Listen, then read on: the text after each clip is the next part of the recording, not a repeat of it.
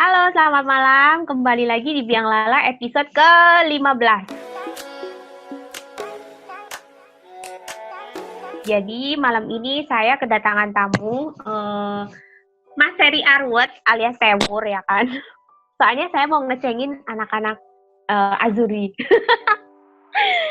Halo, selamat malam. Bang Ruwet, apa kabar? Selamat malam, Lazia Lenisti. Atau apa namanya? Kayaknya sekarang semua nama jadi pakai Nisti ya. Gara-gara siapa coba? Ya, gara-gara. Oke, jadi Terima ini kasih atas undangannya. Bang Ruwet ini salah satu fanbase-nya Serie A gitu kan. Nah, sementara aku adalah sebenarnya Laziali gitu. Jadi, Bang silakan perkenalkan diri dulu Anda, nomor sepatunya berapa, lingkar perutnya berapa, domisili mana, silakan. Jadi kami ini domisilinya di Indonesia, aktif di Twitter sejak 3 tahun lalu. 3 tahun lalu, dan kalau menyukai serianya dari 96-97 kali ya. Ya, eranya Juve 2 kali gagal champion, eranya Lazio juara Piala UEFA ya kan. Terus eranya Lazio lagi kenceng-kencengnya lah itu. Lagi seksi-seksinya ya. Jadi Bang, sebentar ya, aku punya video. Nanti tolong dikomentari ya. Silakan. Ada fans Lazio dukungnya Inggris aja udah aneh. Bah, itu Poland. Lah ngatur. Nah, jadi Bang, kemarin itu waktu kemarin Euro kan ya? Euro Piala Dunia. Oke. Euro. Jadi pas Euro itu kan teman-teman tuh taunya aku Laziale gitu kan. Nah, kayak ada semacam apa ya, kemarin tuh sempet sama Kak Ria kan. Bianconeria tau kan? Jadi Kak Ria tuh ngomong ke aku, Laziale tapi kok dukung Inggris gitu ya, karena ya aku pendukungnya Inggris gitu loh. Sementara kayaknya ada semacam term gitu kan, kalau anak tifosi gitu kan, anak Serie A itu pasti dukung Azzurri gitu. Sementara aku adalah penggemarnya Inggris. Jadi menurut Anda gimana? Apakah memang harus anak Serie A itu harus dukung Azzurri? Ya, tadi Euro di Piala Dunia gitu. Gini ya, jadi kita pisahin dulu. Kita kan orang Indonesia yang kebetulan suka sama satu klub di Italia sana. Oke, itu klub dong. Jadi kalau negara pasti beda-beda, ya kan? Karena pada basicnya ada negara yang disukai karena klubnya, ada negara yang disukai karena pemainnya. Misal kita ngefans sama David Beckham ya, walaupun dia mainnya di Milan, tapi karena sukanya sama David Beckham otomatis nular ke timnasnya. Dan ada yang ketiga, ini ujug-ujug aja, emang suka aja kultur sepak bola Inggrisnya gitu. Jadi mungkin ngefansnya ke negara lain, bisa Inggris, bisa Spanyol, karena nggak jarang juga ada orang yang, khususnya orang Indonesia, sukanya klub Italia, katakanlah Juventus, Inter, atau Milan, tapi dukungnya Brazil, Argentina, atau Spanyol gitu ya. Jadi sebenarnya sah-sah aja, nggak bisa dikotomi lah ya, nggak bisa nggak bisa dikotak-kotakan bahwa tifosi harus tifosi klub Italia harus dukung timnasnya. Apalagi yang saya tahu dan banyak baca, khususnya baca di timeline ya kan, kita kan timeline selalu rame, apakah itu jeda internasional, apakah itu tiap akhir pekan ya kan, tiap akhir giornata. Karena tifosi itu kayaknya lebih cinta ke klubnya deh dibanding ke negaranya. Oh gitu. Iya. Karena nggak jarang beberapa tifosi itu justru nge-support negara yang di negara tersebut ada pemain dari klubnya. Oh gitu, ya. Jadi kalau menurut saya sih sah-sah aja. Sah-sah aja ya. Oke, Karya tolong didengar ya. Oke, balik lagi. Jadi yang minggu kemarin itu kan waktu jeda internasional itu kan, nah kebetulan nih Inggris menang ya, menang gede pula kan. Terus Italia itu ternyata sampai harus mau tidak mau playoff gitu. What do you think about this gitu? Yang pertama, Inggris suka atau enggak, di era Southgate ini Inggris mainnya lebih baik dibanding pelatih-pelatih sebelumnya ya, apalagi dibanding kayak era Roy Hodgson atau bahkan Fabio Capello ya, yang notabene itu Italiano ya. Tapi permainan Inggris emang benar-benar meningkat. Ya buktinya 2018 dia berhasil mencapai semifinal di Piala Dunia kan. 2020 Euro kemarin sampai final gitu kan. Emang lagi bagus gitu. Ditambah lawannya dalam tanda kutip Andorra ya. Andorra tuh kayak gini loh, kayak Jepang lawan Indonesia ya gitu aja. Jauh gitu. Ya, sedangkan Italia kebetulan melawannya yang ketat yaitu Swiss, di mana sebenarnya nggak jadi alasan sih, harusnya lawan Swiss bisa menang gitu, harusnya bisa menang, main di kandang sendiri ya kan, di Roma, di Olimpico Roma nggak ada masalah, harusnya bisa menang. Tapi ya mungkin Inggris selain lawannya juga dikatakanlah dua tingkat di bawah levelnya Inggris, dan Inggris emang lagi bagus. Sedangkan Italia jujur aja ya, semenjak menang lawan Belgia di perempat final Euro kemarin, trennya itu cenderung turun. Beberapa kali memang sempat masih menang kayak di perebutan 3 Nation League ya. Tapi kan tidak berarti apa-apa peringkat 3 Nation League ini gitu. Kita di semifinal kalah sama Spanyol di kandang sendiri juga kan. 2-1 ya. Jadi Italia emang cenderung menurun semenjak perempat final melawan Belgia di Euro kemarin. Iya. Jadi kalau menurut Anda gitu kan, kok bisa gitu kan juara Euro gitu, tapi ternyata untuk Piala Dunia harus playoff gitu. Sebenarnya tuh kalau menurut kacamata Anda gitu kan, ini kutukan atau apa sih gitu? Sebenarnya Italia ini berbeda kasusnya dengan Jerman 2014, berbeda dengan Spanyol era 2008 sampai 2012. Mereka bisa juara dengan tim yang benar-benar tangguh, benar-benar bagus dari penyisihan kualifikasi, penyisihan Piala Dunia atau Piala Eropa sampai babak knockout sampai final. Nah, Italia ini semenjak dipegang legendanya Lazio, memang jelas ada peningkatan dibanding sebelumnya. Opa Ventura ya, cuman di beberapa pertandingan Italia tetap Italia gitu, bukan tim yang senang menang besar, cenderung pragmatis ya kan, namun kadangkala di pertandingan-pertandingan yang menentukan, Italia ini ya memang suka merepotkan diri sendiri kalau kata timeline ya. Jadi seperti itu mungkin istilahnya Italia memang bagus, cuman tidak dalam peak kategori negara paling bagus. Jadi menurut saya sih wajar kalau kayak ranking FIFA-nya masih kalah sama Belgia, masih di bawah negara lain seperti Brazil atau Spanyol. Mungkin karena bagus, ada peningkatan tapi tidak yang melesat banget gitu. Walaupun juara Euro ya. Sedangkan kita lihat bahwa di Euro ini peran mental pemain-pemain Italia itu lebih besar dibanding sisi teknisnya kalau menurut kami pribadi ya, dari Ruwet Indonesia ini. Sisi mentalnya itu lebih tinggi dibanding teknisnya sendiri. Oke. Bang, kalau seminggu kemarin itu kan yang ada yang rame di timeline itu kan ada 2 nih. Yang pertama, tuh kan nggak ada Ciro juga kalian nggak bisa apa-apa gitu. Ya, betul. Yang kedua, kemarin kalian nyalahin Ventura gitu kan. Buktinya sama Mancini juga tetap playoff. Nah, gimana tuh? Yang pertama dulu soal Ciro. Dia ini kan musuh bersama ya, musuh bersama Azzurri ya. Saya tuh sebenarnya aneh ya, kok ada orang yang mengkritik Ciro Immobile gitu. Oh gitu? Aneh banget, sumpah. Karena ya bayangin aja ya, Ciro Immobile ini musim ini aja udah 10 gol total untuk Lazio ya.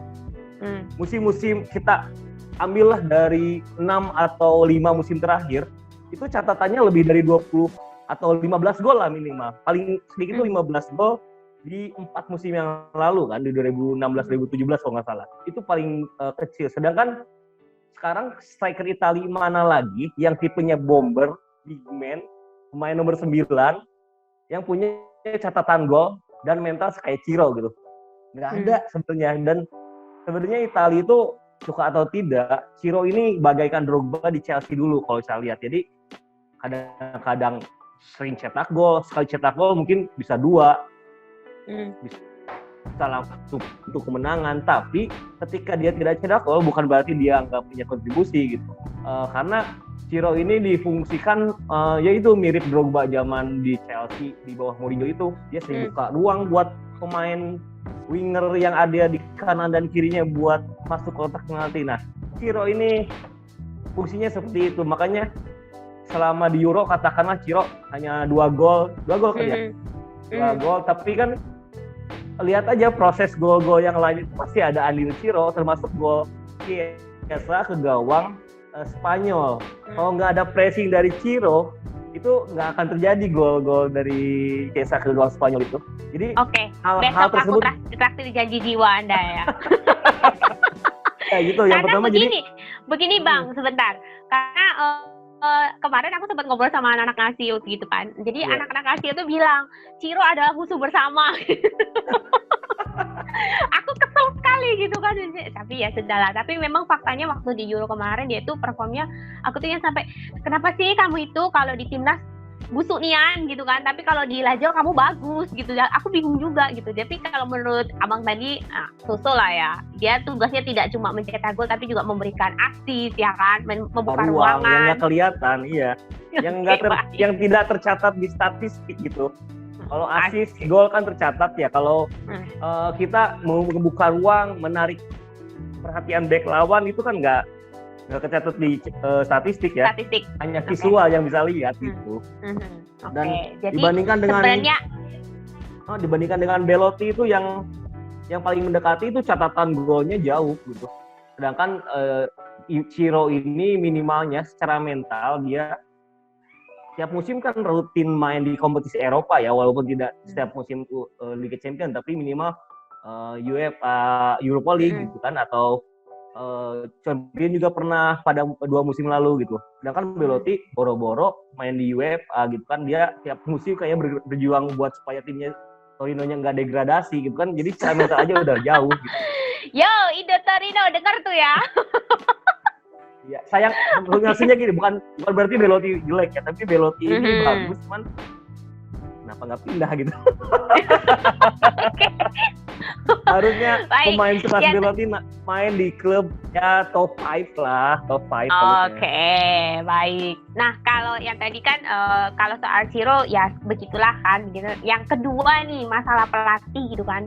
Karena sampai Italia harus playoff gitu, jadinya memori berapa tahun silam yang sampai akhirnya Italia gagal lolos gitu kan, akhirnya muncul lagi gitu, rame lagi gitu kan. Nah, kalau menurut abang kayak mana itu?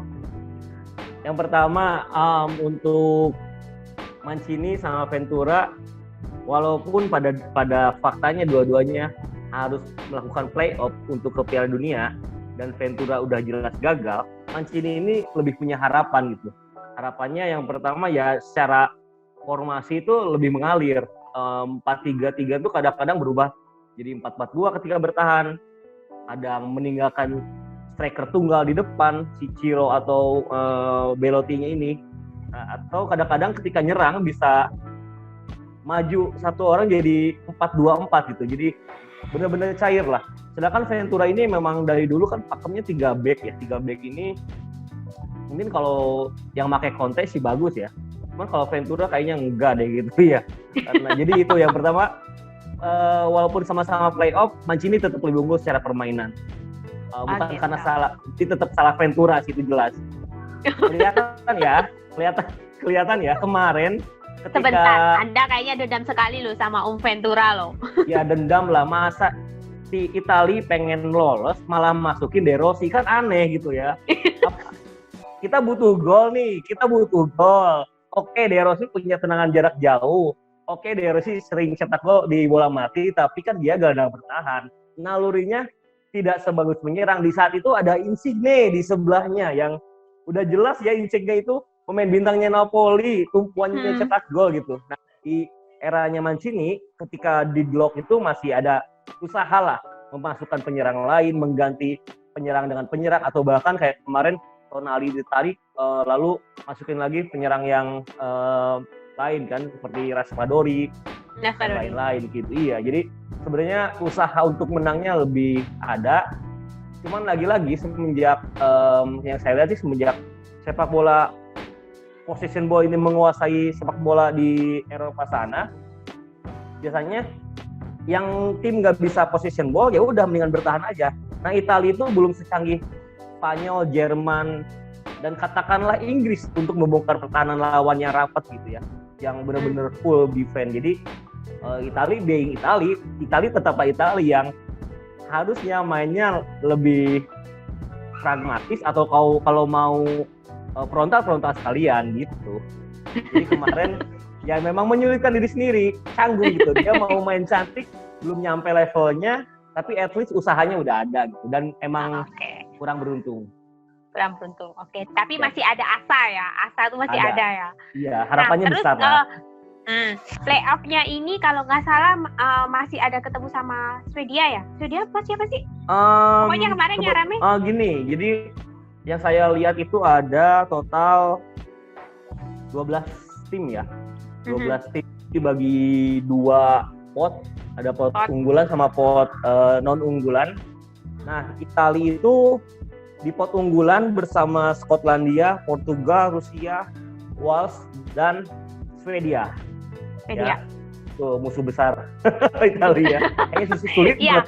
Dari zaman 2004 Euro 2004 sulit banget ngalahin Swedia ini.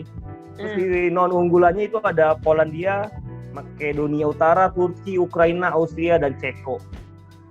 Ya sebenarnya kesempatan bertemu Swedia ada, cuman tidak di semifinal playoff-nya ya, paling di finalnya. Karena kan dari 12 itu dibagi 3 bagan kan, bagannya langsung semifinal. Nanti ketemu di final kayak gitu. Jadi kesempatan bertemu Swedia ada, cuman di final playoff-nya kayaknya. Gitu. Oke. Artinya karena kita sudah sebut Swedia ya, dan kebetulan kan bombernya Swedia itu kan pemain yang aku paling nggak suka gitu. Gak suka karena nggak pernah main di Lazio ya? Oh, itu saja tidak. Karena dia berseragam musuh bebuyutan saya, itu aja sih. Gitu. Jadi, kira-kira nih, kalau misalnya ntar, misalnya di final playoff-nya ketemu sama Swedia, kansnya Italia kayak mana, Bang? Dengan pemain yang sekarang ya? Iya.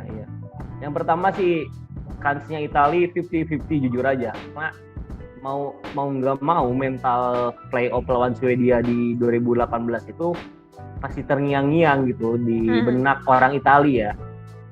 Kita aja sebagai supporter masih ada rasa was-was ya kan, gimana orang itu bisa sana ya kan, pasti ada lah, sedikitnya ada trauma memori tersebut pasti ada. Cuman yang kedua, Swedia ini benar-benar underdog ya, dan underrated di negara Eropa saat ini. Bersama Denmark loh. Denmark itu bagus banget, dan Swedia itu nggak kalah bagus sebenarnya, apalagi secara materi pemain. Dia pemain yang menuju usia emas, dan pemain mudanya oke gitu. Ada strikernya Alexander Isak kalau nggak salah. Terus yang pemain emasnya bintang utamanya justru sekarang Emil Forsberg ya. Walaupun Ibra ini balik lagi ke timnas, kayaknya Ibra nggak seperti dulu gitu di timnasnya. Mungkin tetap buat ngejaga mental ada, tapi Emil Forsberg ini kapten. Dia motor permainan, kemarin aja peluangnya banyak banget gitu waktu terakhir Swedia bertanding. Ada Kulusevski, pemain Juventus. Ya, ada pemainnya Bologna kalau nggak salah siapa gitu, yang dia timnas Swedia juga. Jadi kipernya mantan kiper Roma. Jadi secara kualitas pemain bagus. Di Euro kemarin juga mainnya cukup bagus. Peluangnya ada, tapi tetap 50-50 ya, mengingat Italia di blok di striker nih. Tapi mudah-mudahan sih Maret ini Ciro Immobile ini lagi panas-panasnya kan. Biasanya Immobile itu pertengahan musim sampai akhir musim tuh gacor banget. Biasanya musim kemarin dia kan di awal musim mungkin 2 gol, 3 gol, 4 gol. Setengah musim gas, akhirnya dia top skor kan. Dan di 2 musim yang lalu maksudnya ya, sebelum Cristiano datang. Dan itu membuktikan bahwa di pertengahan, di awal tahun itu Ciro itu lagi panas-panasnya. Ya mudah-mudahan Italia itu bisa bergantung pada sosok Ciro lagi nih di bulan Maret nanti. Mau tidak mau kita pasti masih mengharapkan Ciro Immobile ini, karena belum adalah striker nomor 9 di Italia yang kelas sama Ciro menurut saya ya. Apakah itu Belotti, apakah itu Scamacca ataupun yang lain, nggak ada. Karena ya yang paling benar saat ini sih doain dulu Cironya sehat nih dan gacor di sekitar bulan Maret nanti gitu. Iya. Oke, Bang, kansnya 50-50. Oke, kansnya 50-50. Bang, kalau misalnya secara keseluruhan gitu kan, di eranya Om Mancini ini sebenarnya gitu, pemain Itali yang benar-benar jadi key player tuh siapa sih? Kalau di Euro kemarin tuh aku aja bingung. Kalau buat saya ya, Spinazzola. Spinazzola? Iya. Kalau bagi saya ada 3 pemain sih. Kenapa? Ada 3 pemain. Yang pertama Donnarumma, yang kedua Spinazzola, terus ada Barella. 3 orang itu yang benar-benar konsisten, bagus gitu ya. Hampir tiap pertandingan itu dari awal kualifikasi sampai Euro kemarin mainnya bagus, konsisten. Itu. Spinazzola. Insigne nggak Anda masukin? Tumben. Siapa? Insigne. Oh, Insigne ini di Italia sama kayak Immobile ya. Di beberapa momen bagus, di beberapa momen ketutup karena mau nggak mau, karena iya badan kecil ini mudah ditutup sama pemain lainnya. Walaupun secara skill. Wah, body shaming Anda. Kalau Messi nilainya 100, Insigne ini 93 lah. Mungkin kalau sama 100 badan kecil nggak apa-apa. Jadi Messi 100 nih, ini Insigne 93, Giovinco 85 gitu kan.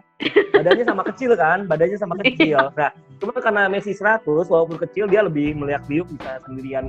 Nah, kalau Insigne enggak. Insigne tetap harus ada skema yang membantu dia buat cetak gol. Jadi yang saya lihat sih bahwa di era Mancini ini Donnarumma, Spinazzola sama Barella tuh benar-benar konsisten dipakai terus. Dan kalau bisa lihat kalau nggak ada halangan cedera itu pasti starter 3 orang ini. Apalagi kita lihat Itali kalau diperhatikan semenjak si Spinazzola ini cedera di pertandingan melawan Belgia di perempat final Euro kemarin, Italia jadi deadlock loh serangan di sebelah kirinya. Mungkin itu yang ngebuat Insigne-nya juga ikut deadlock, Immobile-nya juga ikut-ikutan nggak ada umpan-umpan enak gitu ya.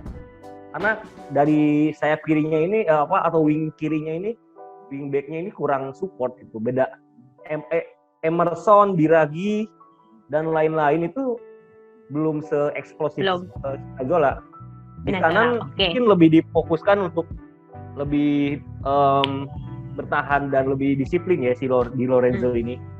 Walaupun kemarin bisa cetak gol, tapi kan kayaknya dia untuk ikut nyerang itu sesekali. Nah, ketika diganti sama Emerson nanggung, dia bertahan kurang, nyerang pun nggak bagus-bagus banget gitu. Jadi sekali serba nanggung nih, bertahan masih kebobolan, nyerang kurang orang gitu, karena nggak ada Spinazzola gitu. Oke. Baiklah, jadi kalau menurut Abang tadi key playernya ada Donnarumma yang sepertinya memang suksesornya Om Buffon ya. Terus ada Spinazzola sama Barella. Baiklah. Bang, terakhir nih, karena aku memang minta waktu Anda memang cuma sampai 20 menit ya. Nah, pesen deh untuk para tifosi Azzurri, jangan patah semangat atau kayak mana? Silakan. Tifosi Azzurri ya, jadilah tifosi Azzurri yang seperti tifosi Azzurri selama ini. Kayaknya kita bakalan seru-seru aja dengan segala perdebatannya, dengan segala banter-banterannya, ya kan? Dengan segala, kadang-kadang suka so dukung gitu. Ayo Lazio di Europa League juara biar Italinya. Padahal dalam hati jangan gitu kan, Mas. Apa-apa itu tetaplah seperti itu, karena itu yang ngebuat tifosi di Indonesia hidup ya. Karena nggak bisa dipungkiri bahwa tifosi itu kalah jauh dibanding fansnya IPL atau La Liga ya. Kita tuh masih kalah jauh, apalagi sekarang gitu. Sangat jarang banget ada anak kelahiran 2000 atau 98 kesini yang suka sama klub Itali. Sukanya pasti Madrid, Barca, Munchen, Chelsea, Liverpool, MU, that's all. Nah, sedangkan yang era-era lama ini ya kitanya sukanya si Elia. Jadi kalau jangan bilang jangan banyak berantem ya, jangan banyak malah nggak seru gitu kan, malah timeline kita Oh gitu. hilang. Oh gitu. Perhatiin deh, kita beberapa kali trending topik Indonesia itu karena perdebatan gitu. Juventus diumumin wasit lah, Milan penaltinya banyak lah, Inter ngapain lah, Lazio kebanyakan penalti lah musim kemarinnya lagi gitu kan. Tapi pada intinya itu yang membuat kita hidup gitu. Asal di dalam tetap koridor ya, jangan sampai ada nyantet-nyantet. Ngapain coba? Oh, oke, baik. Iya. Jadi pesan gitu untuk ya. teman-teman ya kan. Jadi intinya tetap banter-banteran jaga, tetap tetap ada jaga koridor rivalitas, ya. tetap jaga rivalitas, tetap ngeramein Serie A, tetap Serie A-nya tetap supaya tetap anget. Apakah itu angetnya dalam kategori minus atau plus, nggak apa-apa. Yang penting selama kita bisa mencuri perhatian, berarti selama itu kita ada, pasti ada di Indonesia kayak gitu. Asal tetap di koridor. Oke, baik. Bang, terima kasih sudah bersedia diajak ngobrol ya kan. Salam untuk geng ruwet ya. Ya, kalian harus tetap semangat dukung Italia, tapi percayalah Inggris adalah cahaya Eropa. Oke, selamat malam. Thank you kakak, selamat malam. Bye. Ya.